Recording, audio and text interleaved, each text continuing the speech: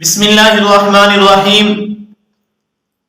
آج کی اس ویڈیو میں ہم انشاءاللہ یہ مسئلہ بیان کریں گے کہ شادی کی پہلی رات کس طرح گزارنی ہے اور اس کا مسنون طریقہ کیا ہے۔ اس مسئلہ کی تفصیل سننے سے پہلے آپ ہمارے چینل کو سبسکرائب کریں، لائک اور شیئر کریں تاکہ یہ ہمارے مسائل دوسرے دوستوں تک بھی پہنچ سکیں اور کمنٹ کے ذریعے ہم سے مزید مسائل پوچھیں۔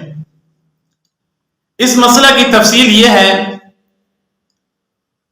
کہ ایک لڑکی جو اپنے گھر میں خلوت میں زندگی گزارتی ہے اور اس کے اندر شرم و حیا ہوتی ہے اور اس کے اندر ایک پردہ ہوتا ہے، وہ زندگی میں یہ سوچتی رہتی ہے کہ آخر میں نے کسی مرد کے پاس جانا ہے اور خلوت اس وقت بھی ہوگی، یہ زندگی گزارنی ہے تو اس کے لیے کیا ہوگا پتہ نہیں۔ وہ طرح طرح کے خیالات اس کے ذہن میں گھومتے ہیں اور اسی طرح لڑکا بھی سوچتا رہتا ہے۔ تو جب پہلی رات ہوتی ہے، سنت کے مسائل سے جب ہم واقف نہیں ہوتے تو ہماری باقی زندگی تنگ ہو کر رہ جاتی ہے۔ اس رات کو گزارنے کے دو ہی طریقے ہیں۔ ایک تو یہ ہے کہ ہم قرآن و حدیث کی روشنی میں اس رات کو سمجھیں اور ان ذمہ داریوں کو سمجھیں، ان حقوق کو سمجھ کر ہی زندگی گزاریں۔ دوسرا یہ ہے کہ آج کل اس پرفتن دور میں بگڑتے ہوئے معاشرے میں اگر دیکھیں تو ہم یہی سوچتے ہیں کہ ان مسائل سے تو ہم واقف ہیں پہلے سے ہی، تو پھر کیا ہوتا ہے کہ ہم اس رات کو گزارنے کے لیے یہی سوچ لیتے ہیں کہ اس رات کا ہمیں پتہ ہے، یا کسی سے سن لیا یا نیٹ سے دیکھ لیا، اور پھر جو غیر مسلموں کے طریقے ہوتے ہیں اس طریقے سے جب ہم زندگی گزارتے ہیں تو زندگی کی ساری بہاریں ہی ختم ہو جاتی ہیں، وہ رونقیں ہی ختم ہو جاتی ہیں، وہ پیار محبت جس کے بارے میں حضور صلی اللہ علیہ وسلم نے فرمایا لم تر للمتحابین ما تزید به المحبت مثل النکاح، کہ نکاح ہی ایسی چیز تھی جس کی کوئی مثال ہی نہیں ملتی محبت کی، لیکن اب یہ معاملات سارے کے سارے دھرے ہی رہ جاتے ہیں۔ اس کی وجہ یہ ہے کہ ہمیں پتہ نہیں ہوتا کہ یہ رات سنت کے مطابق گزارنے کا طریقہ کیا ہے۔ تو سب سے پہلی بات کہ جب آپ اس کمرے میں جائیں جس کمرے میں دلہن بیٹھی ہے، تو آپ جاتے ہوئے سلام کرنے کے بعد سب سے پہلے اپنی ہی اقتدا میں اس کو 2 رکعت نماز نفل پڑھنے کا کہیں، تو انشاءاللہ اس کے دل میں یہ آئے گی کہ اس نے میرے سے جو نکاح کیا ہے وہ صرف سنت کو پورا کرنے کے لیے کیا ہے، نفسانی خواہشات کے لیے نہیں کیا۔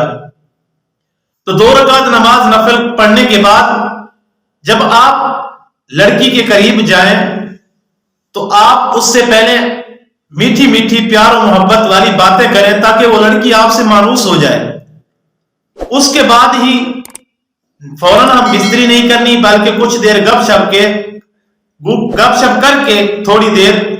تاکہ اس کا جو پردہ ہے، اس کی شرم و حیا ہے جو وہ کچھ کم ہو جائے، اس کے بعد ہی اپنے نفسانی خواہشات پوری کریں۔ اور اس کے لیے اس بات کا خیال رکھیں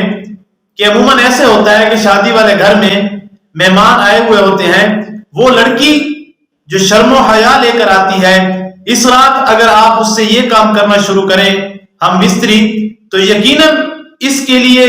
ہر طرح کے شور وغیرہ سے دور ہی کمرہ ہو۔ اگر آپ ساتھ والے کمرے میں کوئی رہائش ہے، کوئی رہتا ہے، ان کی آوازیں آ رہی ہیں، تو یقیناً یہ چیزیں ہم بستری میں خلل پیدا کریں گی، جس سے پیار محبت نہیں ہوگا، صرف ہی ایک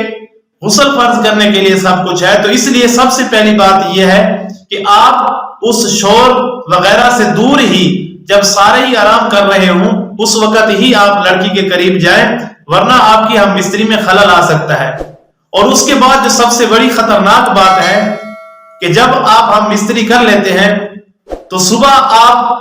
غسل سب کے سامنے نہ کریں، کوشش یہی کرنی چاہیے کہ آپ چھپ کر ہی غسل کریں، سب کے سامنے نہ جائیں، جب سب آرام کر رہے ہوں تو آپ غسل کر لیں۔ اور یہ باتیں جو رات آپ کی گزری تھیں، جو آپ کی ہی عزت بن کے آ گئی ہے، وہ آپ کی ہی بیوی ہے، خدا را اس خطرناک بات سے بچیں کہ صبح کے وقت جب دوستوں میں بیٹھے ہیں پھر طرح طرح کے خیال ان کے دلوں میں پیدا کرنے کے لیے اپنی بیوی کی تعریف کرنا ان کے سامنے، اور یہ مبالغہ کرنا کہ اتنی خوبصورت ہے، جس کے نتائج بڑے خطرناک ہوتے ہیں۔ تو ان باتوں سے خاص پرہیز کریں، حتیٰ کہ حدیث شریف میں آتا ہے کہ سب سے بدترین مقام پر وہ شخص ہوگا قیامت کے دن کہ جو اپنی بیوی کے راز دوسروں کو بتائے۔ اللہ تعالی ہم سب کی حفاظت فرمائے۔